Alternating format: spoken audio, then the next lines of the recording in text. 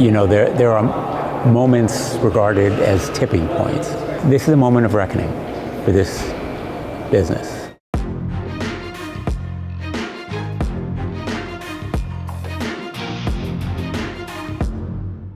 In recent hearings on social media's impact on teenagers, the bipartisan calls for action were nearly unrecognizable in today's political climate. We have done nothing significantly past. The time for action is now. Let's get to work. So we got some things we can do here. If there's this level of agreement that something must be done to reform internet policy, what happens now? First, expect more hearings on the matter. Representatives from Snapchat, YouTube, and TikTok will be up next. Senator Richard Blumenthal, chair of the Senate's Consumer Protection Subcommittee, also sent Facebook CEO Mark Zuckerberg a letter asking him to testify. And then there's the bills in the works. We will be moving toward legislation, updating the Children's Online Privacy Protection Act, for example, that protects kids from unwanted intrusion and data collection. A new measure called the KIDS Act that gives parents more tools to protect their kids.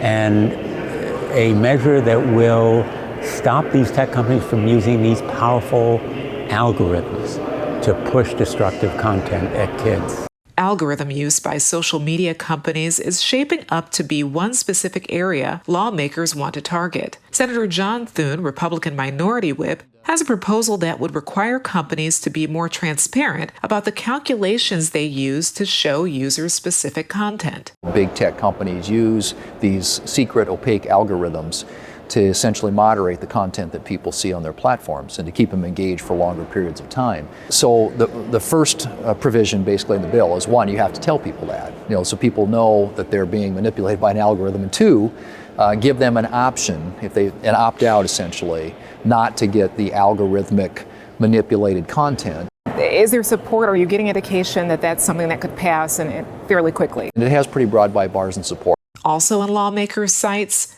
amending Section 230, a 1996 law that may predate social media, but has nonetheless been the bedrock for the industry's growth. Simply put, Section 230 of U.S. Code says that internet companies cannot be held liable for the content on their sites, and it also protects a platform from lawsuits when it removes users or their content if that content doesn't meet the company's standards. Democrats often focus on amending that first protection. It gives these platforms a virtual complete shield against anybody who's harmed. And that's distinctly un-American. While Republicans are concerned about the content moderation part of 230.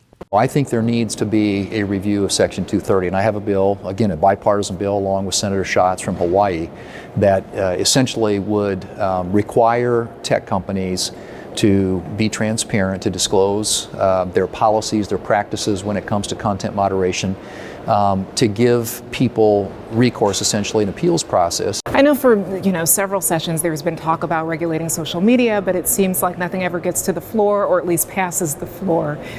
Do you see this as a different time?